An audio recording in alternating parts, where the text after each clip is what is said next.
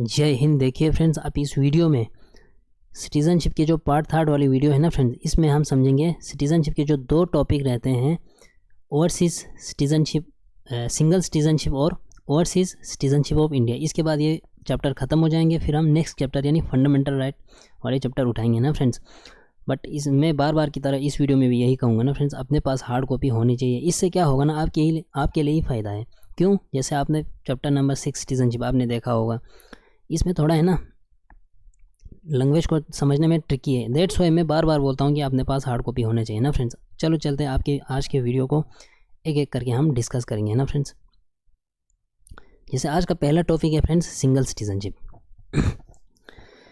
देखिए, जो हमारा भारतीय संविधान के अंदर फेडरल नेचर है ना फ्रेंड्स, इस फेडरल नेचर के अंदर क्या है, पावर शेयर है between centre and the states. Centre के साथ साथ बहुत सारे स्टेट्स हैं, बट इस पावर शेयरिंग में हमने किस सिस्टम को अडॉप्ट किया? सिंगल सिटीजनशिप को, है ना फ्रेंड्स। अगर आप यूएस और स्विट्ज़रलैंड जैसे कंट्रीज़ में जाएंगे ना, वहाँ पे डबल सिटीजनशिप आपको मिलेंगे। दैट मीन्स फॉर एग्जांपल आपका कोई फ्रेंड होगा, मान के चलो डेविड नाम का कोई फ्रेंड होगा ना।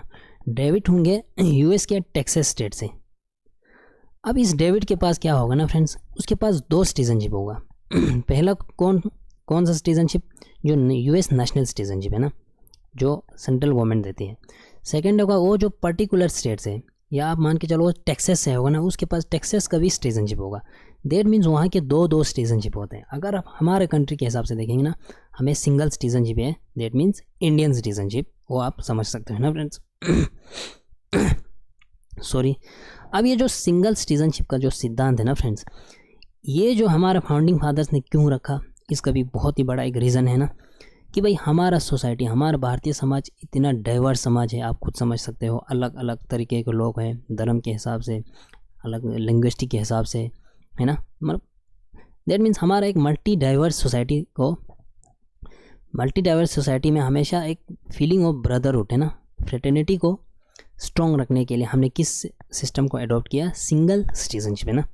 जैसे कि फॉर एग्जाम्पल यहाँ लिखा भी है, this system create the problem of discrimination, that is a state may discriminate in favor of its citizens in matters like the right to vote, right to hold public offices, right to practice professions and so on। जैसे for example कोई officer appoint हो रहे हैं, आप मान के चलो किसी स्टेट के अंदर ऑफिसर एक अपॉइंट हो रहा है। अब वो स्टेट क्या करेगी? पहले अपने कोई स्टेट का कोई बंदा चुनेंगे ना, उसको ज़्यादा प्रेफरेंस देंगे, है ना। हो गया ना काइंड ऑफ डिस्क्रिमिनेशन। इस डिस्क्रिमिनेशन को ख़त्म करने के लिए, अवॉइड करने के लिए हमने किस सिस्टम को अडॉप्ट किया? सिंगल सिटीजनशिप को, है ना। ये आप समझ सकते हो, ये ज़्यादा पॉइंट को ये है ना, समझने में उतना मुश्किल नहीं है ना फ्रेंड्स। अब है ना फ्रेंड्स, आप भारत के किसी भी कोने में हो, चाहे वो बिहार में, राजस्थान में, JNK में, जम्मू एंड कश्मीर में, चाहे वो तमिलनाडु से, है ना, आप कहीं भी अपना जन्म लिया हो या कहीं भी आप रहता हो, हम सब के लिए क्या है? Same civil and political rights, है ना। अब इस सिविल एंड पॉलिटिकल राइट्स के अंदर किसी भी टाइप के भेदभाव नहीं है ना। बट फ्रेंड्स, बोल रहा हूँ यहाँ पे, however this general rule of absence of discrimination is subject to some exception. Some exception ज़रूर है। वो क्या क्या है, किताब में एक एक पॉइंट करके लिखा है, समझने की कोशिश करिए। पहला एक्सेप्शन क्या है ना फ्रेंड्स, आर्टिकल 16 के अंदर। आर्टिकल 16 के अंदर क्या आता है? Equality of opportunities in matters of public employment, है ना, सरकारी नौकरी को लेके। अब सरकारी नौकरी को लेके हमारा जो पार्लियामेंट है ना friends, parliament means central government prescribe कर सकते हैं किसी स्टेट्स को, किसी यूनियन टेरिटरीज़ को। अब उस स्टेट्स के अंदर छोटे छोटे लोकल अथॉरिटी होता है ना, जैसे डिस्ट्रिक्ट लेवल पे हुआ, डिस्ट्रिक्ट लेवल पे भी पोस्ट है ना निकल जाते हैं। इन सारों को प्रिस्क्राइब कर सकते हैं हमारा पार्लियामेंट, किसको लेके? एम्प्लॉयमेंट और अपॉइंटमेंट्स को लेके, कि भाई आप अपने ही लोगों के लिए ये सीट रिजर्व रखी है ना। ये हमारा पार्लियामेंट कर सकते हैं ना। इसको चलते चलते हमारा पार्लियामेंट ने एक एक्ट पास किया, जिसको कहते हैं public employment requirement as to residence act of 1957। अब इस एक्ट में क्या लिखा था फ्रेंड्स, कि जो ये 4 स्टेट है ना, आंध्र प्रदेश, हिमाचल प्रदेश, मणिपुर एंड त्रिपुरा, ये जो 4 स्टेट्स है ना, इनको कहा कि भाई जो आपके जो यहाँ पे नॉन गेजेटेड पोस्ट है ना, नॉन गेजेटेड पोस्ट आप अपने ही लोगों के लिए रिजर्व रखें। इसके लिए एक रेजिडेंशियल क्वालिफिकेशन रखा है ना, जिसको कहते हैं ना आरसी का मतलब हुआ रेजिडेंस सर्टिफिकेट, काइंड ऑफ इस तरह के कुछ इस एक्ट में बोला है ना। बट ये जो एक्ट है ना फ्रेंड्स, ये एक्सपायर हो गया, इसको ख़त्म कर दिया गया कब, 1974 के टाइम आते आते। बट एक्सेप्ट 2 स्टेट्स के लिए ख़त्म किया, त्रिपुरा एंड मणिपुर के लिए, है ना। त्रिपुरा, मणिपुर एंड हिमाचल के लिए, इन स्टेट्स में ख़त्म किया। बट जो आंध्र प्रदेश एंड तेलंगाना है ना फ्रेंड्स, दैट मीन्स ये एक्ट अभी भी इन स्टेट्स में क्या है, कंटिन्यू है। ये है आपके एक पहला एक्सेप्शन। दैट मीन्स एक्सेप्शन क्या है, हमारा पार्लियामेंट प्रिस्क्राइब कर सकते हैं वहाँ के लोकल अथॉरिटी को, है ना, किसी भी स्टेट के लोकल अथॉरिटी को। ये है आपका पहला पॉइंट, एक्सेप्शन। सेकेंड एक्सेप्शन क्या है ना फ्रेंड्स, देखिए आर्टिकल 15 के अंदर प्रोहिबिट्स है ना, किसी भी चीज़ के भेदभाव नहीं होना चाहिए आपके धर्म को लेके, किस आप धर्म से बिलोंग करते हो, रेस को लेके, आपके कास्ट को लेके, आप मेल हो या फीमेल, है ना, इस चीज़ को लेके कि भाई आपने कहाँ पे भारत के किस कोने में अपना जन्म लिया है, इस बात को लेके भेदभाव किसी भी टाइप के नहीं होना चाहिए। But not on the ground of residency. अब ये नहीं है ना कि आप कहाँ रह रहे हो, दैट मीन्स हमारा जो आर्टिकल नंबर 19 लिखा भी है ना नीचे कि भाई आप भारत के कहीं भी जाके आप सेटल हो सकते हैं ना, ये हमारा संविधान के अंदर ये तो नहीं है ना। बट फिर भी इसका क्या मतलब है ना फ्रेंड्स, इसका क्या मतलब हुआ, this mean that the state can provide special benefits और give preference to its residents in matters that do not come within the purview of rights given by the constitution to the Indian citizens, है ना। अब ये जो है ना friends, अब इसमें क्या होगा ना, कोई पर्टिकुलर स्टेट होगा, जैसे आप मान के चलो हिमाचल प्रदेश या कोई पंजाब, है ना। अब कॉन्स्टिट्यूशन के अंदर ये नहीं है ना कि वो अपना कोई पर्टिकुलर रेजिडेंस को स्पेशल प्रेफरेंस मत दे दो, है ना। इसलिए है ना फ्रेंड्स, किसी भी स्टेट है ना, कोई भी स्टेट अपने जो वहाँ के लोकल लोग हैं ना, उन लोगों के लिए कुछ स्पेशल प्रेफरेंस दे सकते हैं। अब ये परव्यू नहीं होता है हमारा कॉन्स्टिट्यूशन के हिसाब से ना, कोई अगेंस्ट नहीं है। दैट मीन्स कोई स्टेट है ना अपने एजुकेशनल इंस्टीट्यूशन होगा, जैसे आप मान के चलो आपका एडमिशन हो गया तमिलनाडु के अंदर, है ना, या केरला महाराष्ट्र के अंदर किसी भी कॉलेज में, आप जा रहे हो बिहार से महाराष्ट्र पढ़ने के लिए, कॉलेज में एडमिशन हो गया, तो वहाँ के जो स्टूडेंट हैं ना, आप में क्या होगा, थोड़ा फीस में कंसेशन हो सकते हैं ना। वहाँ के गवर्नमेंट क्या कर सकते हैं, वहाँ के अपने जो बच्चे होंगे ना स्टूडेंट्स, उनके लिए कुछ फ़ीस कंसेशन दे सकते हैं। इसका क्या, ये जो एक एक्सेप्शन आप खुद समझ रहे होंगे, समझ सकते हो ना कि थोड़ा बहुत एक्सेप्शन है ही। ये हुआ आर्टिकल 15 के हिसाब से। अब जो ये है ना फ्रेंड्स आर्टिकल 19 में, आर्टिकल 19 में क्या है, freedom of movement and residence, कि भाई आप भारत के कहीं भी किसी कोने में जाके आप बस सकते हो, सेटल हो सकते हो। बट फ्यू एक्सेप्शन ज़रूर है। एक्सेप्शन क्या है कि भाई आप शेड्यूल ट्राइब के एरियाज़ में जाने में क्या है, रिस्ट्रिक्शन है ना, कि भाई जैसे फॉर एग्जांपल होगा कोई फॉरेस्टेड एरिया होगा, फॉरेस्ट एरिया में क्या होता है ना, शेड्यूल ट्राइब के लोग रहते हैं। ये नहीं ना कि भाई सारे शहर वाले जाके उस जंगल के एरिया में सेटल होंगे, उससे क्या होगा, वहाँ के जंगल ख़त्म हो जाएंगे, वहाँ के जो लोग रहते हैं ना जंगल के अंदर, उनका कुछ कस्टम्स होगा, उनका कुछ ट्रेडिशनल सिस्टम होगा, वो सारा क्या हो जाएंगे, ख़त्म। इस चीज़ को कंटिन्यू, मतलब उनके जो कस्टम्स और उनके जो होता है ना लोकल कल्चर होता है, उसको प्रोटेक्ट करने के लिए कुछ रिस्ट्रिक्शंस हमारे संविधान के अंदर ज़रूर एक्सेप्शन है ना। ये एक ज़रूर संविधान के अंदर रिस्ट्रिक्शन दे के रखा है, ये और एक एक्सेप्शन है ना। अब ये जो 3 एक्सेप्शन है ना फ्रेंड्स, कि पार्लियामेंट प्रिस्क्राइब कर सकते हैं लोकल अथॉरिटी को कि भाई आप अपने ही लोगों के लिए रिजर्व रखिए नॉन गेजेटेड पोस्ट, जैसे रखा आर्टिकल जो एक्ट पास हुआ 1957 में, कि भाई आर्टिकल नंबर 15 में किसी भी टाइप के भेदभाव नहीं होना चाहिए। बट फिर भी वहाँ के स्टेट्स ना अपने स्पेशल कुछ प्रेफरेंस देते हैं वहाँ के particular of that particular states के लोगों के लिए कुछ दे रहा है, तो ये भी एक एक्सेप्शन है। आप शेड्यूल ट्राइब के एरिया में नहीं जा सकते हैं ना, क्योंकि वहाँ के कल्चर ख़त्म हो जाएंगे, इन चीज़ को प्रोटेक्ट करने के लिए ये भी एक एक्सेप्शन है। ये 3 एक्सेप्शन आपको याद रखने होंगे ना फ्रेंड्स। अब क्या है ना फ्रेंड्स, फोर्थ वाला पॉइंट 2019 से पहले है ना, 2019 से पहले क्या था, जम्मू एंड कश्मीर अब पहले स्टेट था ना 2019 से पहले, जब आर्टिकल 370 था, उससे पहले क्या था ना friends, Jammu and Kashmir government के पास ये पावर था कि भाई वहाँ के जो सिटीजन्स है ना, जम्मू एंड कश्मीर के कोई रहने वाला होगा, वो वहाँ के गवर्नमेंट ये क्या करते थे कि पहले शर्त होना चाहिए कि वहाँ के ही सिटीज़न होना चाहिए, तब जाके जैसे सरकारी मुलाजिम देते थे वहाँ की ही गवर्नमेंट के, वहाँ के लोग है ना, कि भाई वहाँ के लोगों को क्या इमूवेबल प्रॉपर्टी है ना, वो अपने प्रॉपर्टी को मूव नहीं कर सकते थे किसी बाहर के स्टेट के लोगों के लिए। बाहर के लोग जाके वहाँ पे सेटल नहीं हो सकते थे, और वहाँ के गवर्नमेंट क्या करते थे, स्कॉलरशिप है ना, कुछ स्पेशल स्कॉलरशिप देते थे वहीं के ही स्टूडेंट्स को। अगर आप बाहर के जाएंगे ना, वहाँ वो स्कॉलरशिप नहीं देते थे। बट क्या हुआ ना फ्रेंड्स, इस चीज़ को ख़त्म किया आर्टिकल 35A जो हमारा कॉन्स्टिट्यूशन के अंदर इंसर्ट किया ना, कौन से ऑर्डर में, application to the Jammu and Kashmir order 1954। अभी जो application to the order of 1954 के ऑर्डर के हिसाब से कॉन्स्टिट्यूशन के अंदर एक आर्टिकल को इंसर्ट किया जिसका नाम है आर्टिकल नंबर 35। बट ये जो है ना आर्टिकल नंबर 35, इसको this order was issued by the president under article 370 एक स्पेशल स्टेटस था जम्मू एंड कश्मीर को 2019 से पहले, है ना फ्रेंड्स, इसको किया गया एबॉलिश्ड। इसके बाद और एक एक्ट पास हुआ, the constitution application to the Jammu and Kashmir order 2019। इस ऑर्डर से क्या हुआ, 2000 आर्टिकल नंबर 370 को किया ख़त्म, जो स्पेशल प्रोविज़न देते थे जम्मू एंड कश्मीर को आर्टिकल नंबर 35A के हिसाब से 1954 के ऑर्डर के, है ना, इस चीज़ को किया ख़त्म कि भाई आप सारे जितना भी है ना जम्मू एंड कश्मीर में आप प्रॉपर्टी भी ये चीज़ें है ना कर सकते हो। इस चीज़ को क्यों किया फ्रेंड्स, है ना, एक सिंगल सिटीजनशिप को अडॉप्ट करने के लिए। ये हुआ आपके कुछ पॉइंट्स। अब है ना फ्रेंड्स, कनाडा में भी क्या है, एक काइंड ऑफ सिंगल सिटीजनशिप है, भारत में भी क्या है, सिंगल सिटीजनशिप है। अब ये जो सिंगल सिटीजनशिप है ना फ्रेंड्स, इस चीज़ को क्यों अडॉप्ट किया, इसलिए किया कि the feeling of fraternity and unity among them and to build an integrated Indian nation, हमारे भाईचारे को ज़िंदा रखने के लिए ना, unity and integrity of our country के एकता के लिए, इस फीलिंग को अडॉप्ट करने के लिए हमने कौन सा सिस्टम को अडॉप्ट किया, सिंगल सिटीजनशिप। फिर भी हमें यहाँ देखने को मिलते हैं communal riots, class conflicts, caste wars, linguistic clashes and ethnic disputes, ये चीज़ें हमें देखने को मिलता है ना।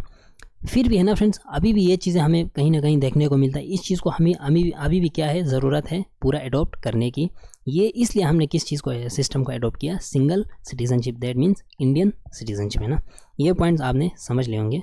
उसके बाद है friends overseas citizenship of India, OCI, है ना, मैं कहूँगा OCI, आप खुद समझ लेना। OCI का मतलब है ओवरसीज सिटीजनशिप ऑफ इंडिया, है ना। इसमें क्या होना फ्रेंड्स, देखिए एक एक पॉइंट को अच्छे से समझिए।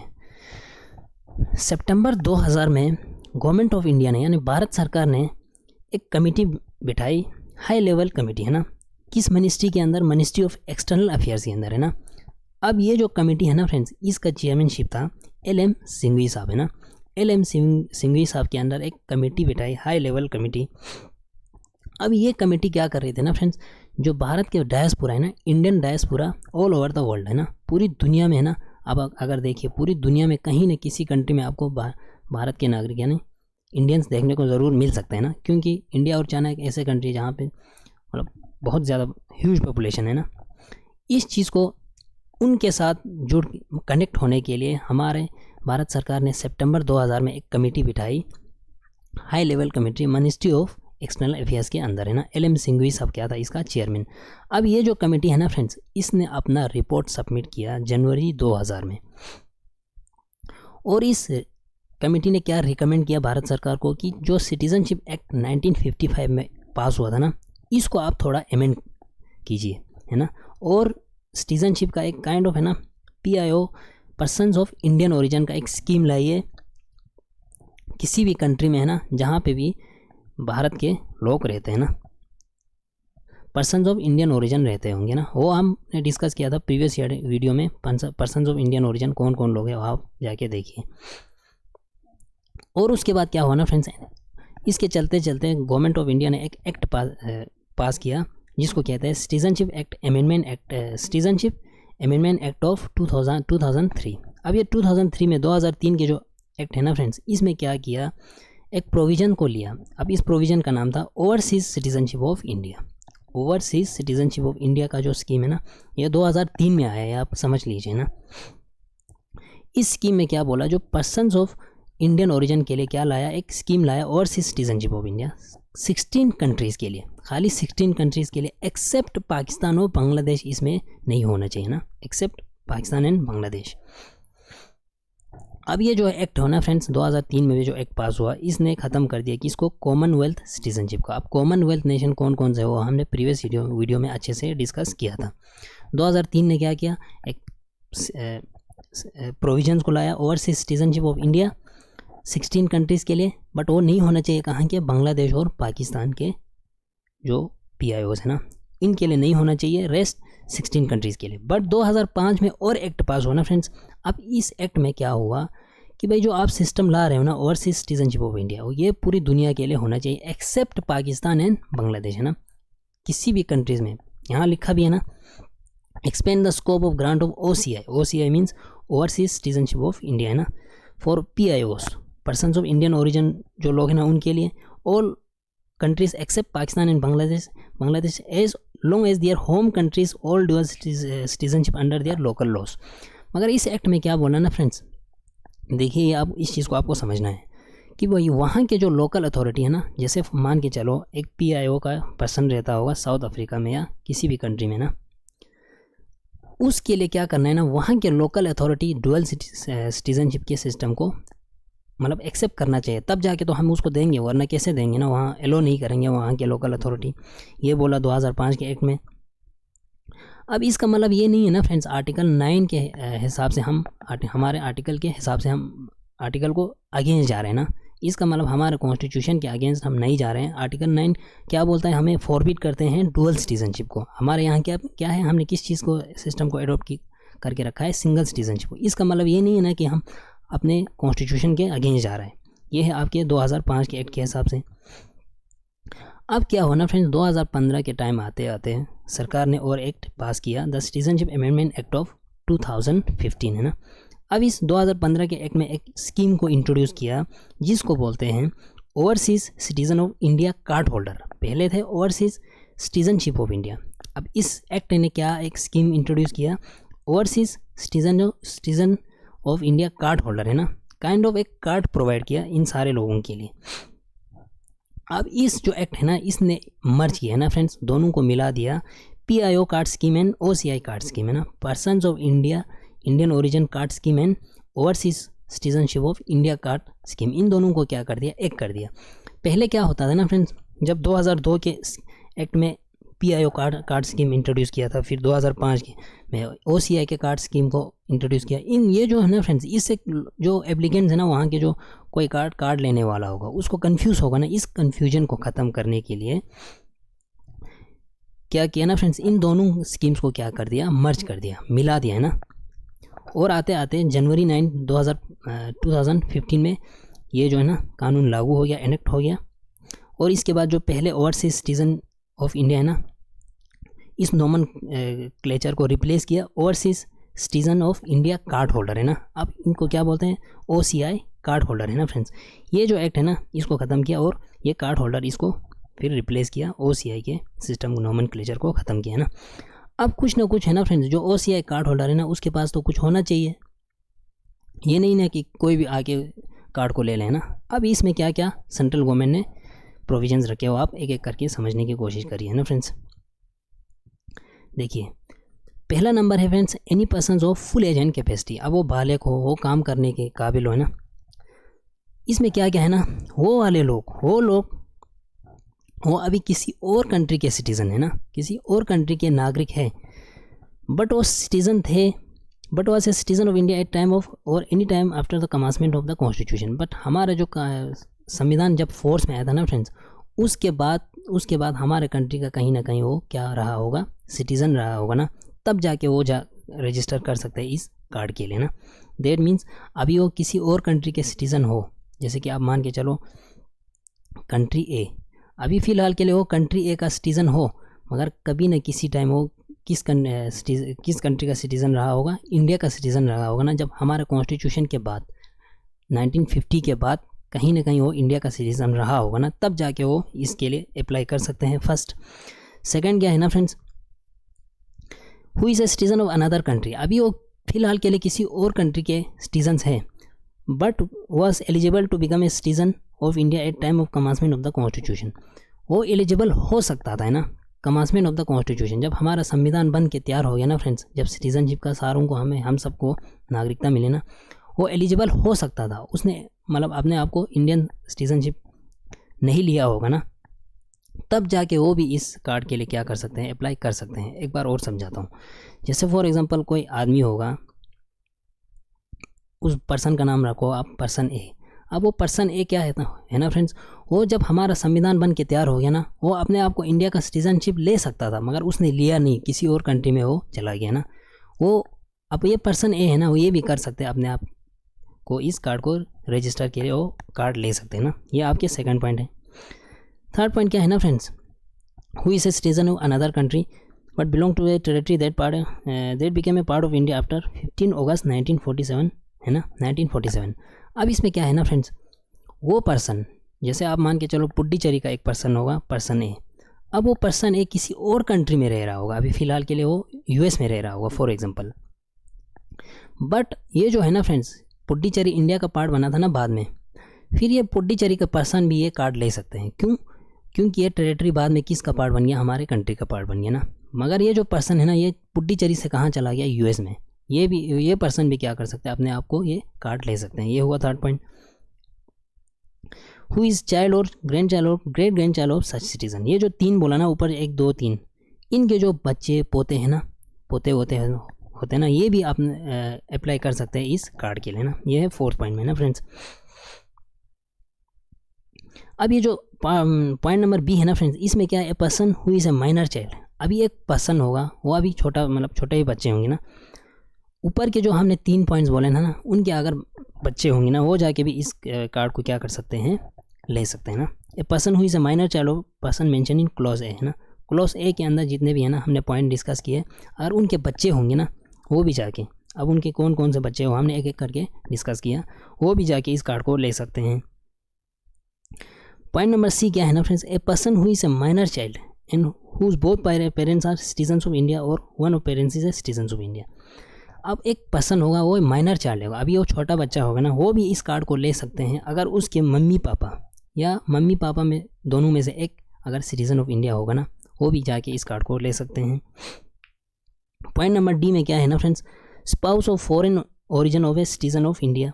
जैसे कि आप मान के चलो एक सिटीजन है, सिटीजन ए है ना, वो इंडिया का होगा, अब उसकी है ना जो बीवी वाइफ है ना, उसका वाइफ होगा यूएस के। अब उसके वाइफ को भी ये कार्ड ले सकते हैं, या उस पर्सन बी के पास है ना, पर्सन की बी के पास क्या होगा, ये कार्ड होगा, overseas citizen of India card holder. उसके पास अगर ये कार्ड होगा ना, उसकी बीवी को भी ये कार्ड मिल सकते हैं। मगर इस है ना, इस बात को लेकर एक शर्त रखा भाई, इन दोनों को क्या है कि 2 year not less than 2 years immediately preceding the presentation of application. अब 2 साल से कम नहीं होना चाहिए, 2 साल से ये दोनों क्या होना चाहिए, हस्बैंड वाइफ है ना। अगर ये दोनों 2 साल से कम होगा ना, तब जाके ये कार्ड के लिए अप्लाई नहीं कर सकते। अगर 2 साल से ज़्यादा होगा ना इन हस्बैंड वाइफ के लिए, तब जाके ये कार्ड ये इजीली ले सकते हैं ना फ्रेंड्स। ये हुआ आपके कुछ पॉइंट्स ना। अब इसके बाद क्या है, नो पर्सन हु और आइदर ऑफ हुज पेरेंट्स और ग्रैंड पेरेंट्स और ग्रेट ग्रैंड पेरेंट्स और had been a citizen of Pakistan Bangladesh. Pakistan और बांग्लादेश के लिए ये कार्ड नहीं ले सकते हैं ना फ्रेंड्स। ये आपके पॉइंट है। और सच कंट्री है सेंट्रल गवर्नमेंट, अगर, और ये भी हमारे सेंट्रल गवर्नमेंट के पास पावर है कि वो किसी भी कंट्रीज़ को इस कार्ड को देने के लिए रुकावट ला सकते हैं ना। ये है हमारे सेंट्रल गवर्नमेंट के पास पावर। ये है आपके कुछ पावर्स हैं ना फ्रेंड्स। उसके बाद पॉइंट नंबर सेकंड क्या है, the central government may specify the date from which the existing person of Indian origin card holder shall deem to be an overseas citizen of card holder. अब ये जो है ना friends, हमारे central government के पास ये पावर है कि किसी भी डेट को स्पेसिफाई कर सकते हैं कि भाई इस डेट के बाद आपका क्या है, ये कार्ड चल सकते हैं। ये हमारे सेंट्रल गवर्नमेंट के पास पावर है। अब है ना फ्रेंड्स, ये जो हमने कुछ पॉइंट पढ़े, पॉइंट नंबर फर्स्ट में, पॉइंट नंबर फर्स्ट आपने एक एक करके हमने डिस्कस किया ना।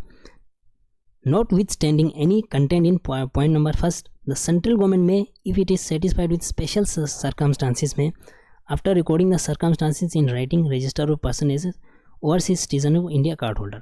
अब है ना फ्रेंड्स, कुछ अगर उसके पास पॉइंट नंबर जो फर्स्ट में हमने कुछ डिस्कस किया था ना, अगर उसके पास ये चीज़ें नहीं है ना, अब ये हमारे सेंट्रल गवर्नमेंट कुछ स्पेशल सर्कमस्टांसिस में किसी भी टाइप के इंसान को ये जो है ना कार्ड होल्डर दे सकते हैं स्पेशल सर्कमस्टांसिस में। After recording a circumstance writing register of persons as OCI card holder. ये हमारे किसके पास पावर है, पार्लियामेंट के पास, कि वो किसी स्पेशल सर्कमस्टांसिस में ये कार्ड किसी को दे सकते हैं ना। ये सारे पावर हमारे किसके पास है, सेंट्रल गवर्नमेंट के पास। आई होप आपने अच्छे से समझे होंगे ना फ्रेंड्स। इसके बाद है फ्रेंड्स, क्या क्या राइट्स है इन OCI कार्ड होल्डर के लोगों के लिए ना। कुछ राइट तो होंगे ना, जैसे देखिए, an overseas OCI card holder shall be entitle to such right as central government may specify in this behalf. अब ये सारा हमारे सेंट्रल गवर्नमेंट के पास पावर है कि सेंट्रल गवर्नमेंट कौन कौन से राइट इन OCI कार्ड होल्डर को दे दें ना। अब जो है ना फ्रेंड्स, जो हमारे हम लोगों के ना, हम सारे भारत के नागरिकों के लिए जो पावर है ना, राइट्स है, राइट्स है ना।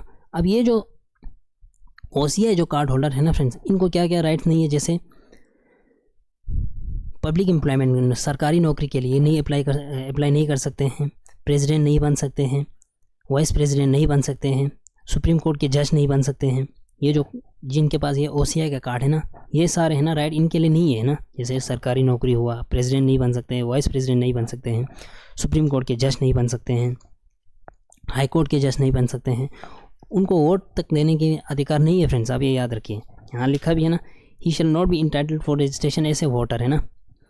और किसी भी हाउस में या काउंसिल ऑफ स्टेट या लोकसभा या राज्यसभा के मेंबर नहीं बन सकते हैं, या स्टेट लेजिस्लेटिव असेंबली और काउंसिल में भी मेंबर नहीं बन सकते हैं, या he shall not eligible for appointment to public service and post in connection with affairs of union or in any state except for the appointment in such service post as central and may specify, है ना।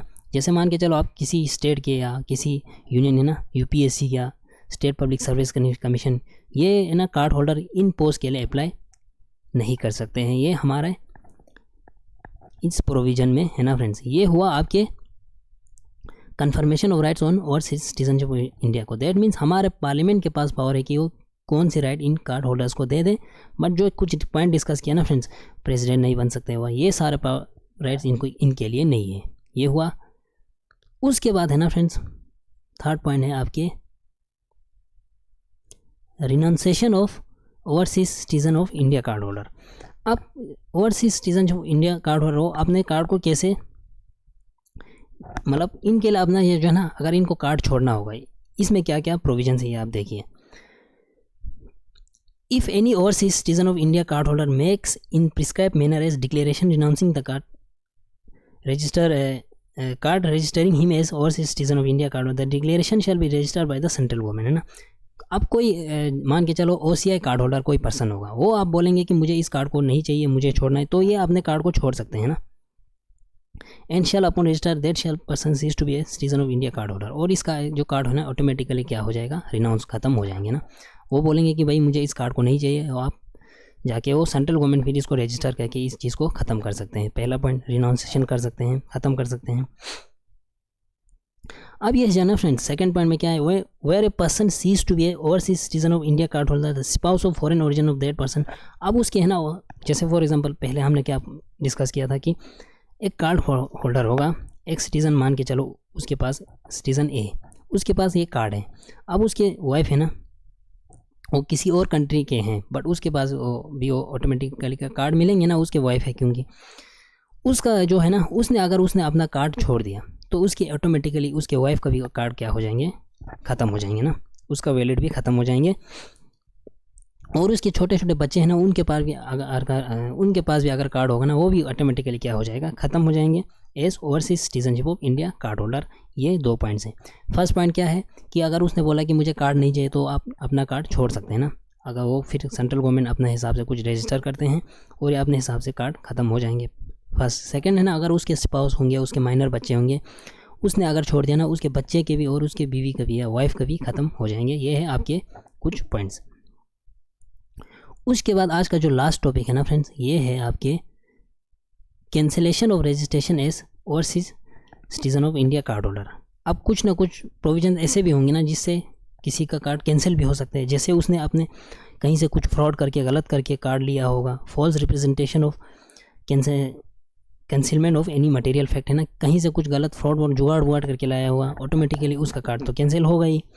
किसी ने अगर हमारे संविधान को डिसइफेक्शन किया ना, हमारे संविधान को डिसरिस्पेक्ट किया, तो ऑटोमेटिकली उसका भी कार्ड ख़त्म हो जाएंगे। या सी पॉइंट में क्या है ना फ्रेंड्स, अगर भारत किसी के साथ युद्ध में होगा, जंग में होगा ना, तो वो कम्युनिकेट करके हमारे एनिमी को हमारा इन्फॉर्मेशन देता होगा ना, उसका भी कार्ड ऑटोमेटिकली कैंसिल हो जाएगा। अगर उस 5 साल से पहले उसने कुछ कार्ड दिया होगा, उस 5 साल में से 2 साल किसी कंट्री के जेल में रहा होगा ना कोई, one overseas citizen of India card holder has within 5 years after registration has been sentence to imprisonment, है ना, किसी के कंट्री के अंदर वो किसी जेल में फंस गया होगा ना, उसको भी ऑटोमेटिकली उसका कार्ड भी ख़त्म हो जाएंगे। अब उन ये सारे हैं ना friends, it is necessary so to do in the interest of sovereignty and integrity of Indian, the security of हमारे की कंट्री के सिक्योरिटी के लिए अगर कुछ गलत कर रहा है, या friendly relation of India with in a foreign country one, or in interest of general public, हमारा सिक्योरिटी इंटीग्रिटी को पूरा उसके पास अगर कार्ड होगा ना, सारों का ख्याल रखना है। अगर इसने उस चीज़ को ख्याल नहीं रखा तो ऑटोमेटिकली उसका भी ख़त्म हो जाएंगे। अब जो है ना एफ पॉइंट है ना फ्रेंड्स, एफ पॉइंट क्या है ना, जैसे फॉर एग्जांपल आप मान के चलो पर्सन ए ने शादी किया पर्सन बी के साथ, है ना। अब ये पर्सन ए है ना फ्रेंड्स, उसने क्या किया, उसके पास अगर कार्ड है overseas citizen of India card holder, उसके पास ये OCI का कार्ड होगा ना, उस पर्सन ए ने क्या कर दिया, अब उसके वाइफ पर्सन बी है मान के चलो आप, पर्सन बी को क्या किया, उसने डिवोर्स दे दिया। अब जब वो डिवोर्स दे देंगे ना फ्रेंड्स, ये पर्सन चला गया किसी और के पास, या कंट्री सी बोलो आप, है ना, कंट्री सी के पास चला गया और के यहाँ चला गया और किसी और के साथ शादी कर लिया। अब उससे क्या होगा ना फ्रेंड्स, इसने जो डिवोर्स दिया ना, उसका भी कार्ड ऑटोमेटिकली क्या होगा, ख़त्म हो जाएंगे ना। Has dissolve by the competent code of law, ये है ना हमारा कोड ऑफ लॉ, इसको क्या कर देगा, डिजोल्व करके ख़त्म कर देगा। Has not been dissolve during the subsistence of such marriage has been solemnise marriage with another person, अगर वो किसी और के साथ शादी कर लिया ना, तो उसके साथ ये कार्ड क्या हो जाएगा, ख़त्म हो जाएंगे। ये है आपके कुछ पॉइंट्स है ना फ्रेंड्स। जो लास्ट जो पॉइंट्स है ना friends, renunciation of overseas citizen of India card holder, ये और cancellation of registration as overseas citizen of India card holder, ये आपको है ना मतलब एग्जाम पर्सपेक्टिव से उतना ज़रूरी भी नहीं है ना कि कैसे होता है। अब बस आपको मतलब होता कैसा है, ये कार्ड कैसे कैंसिल होता है, और ये अपने कार्ड को लेके क्या क्या कर सकते हैं, कैसे मतलब अपने कार्ड को छोड़ सकते हैं, ये चीज़ों को आप अच्छे से समझिए। और ओवरसीज सिटीजन ऑफ इंडिया क्या होता है, किन किन लोगों के लिए कार्ड दे दी जाती है, और किस एक्ट ने इसको कानून के हिसाब से ये हुआ, ये सब आप अच्छे से समझिए। मिलेंगे नेक्स्ट वीडियो में, तब तक के लिए जय हिंद, थैंक यू।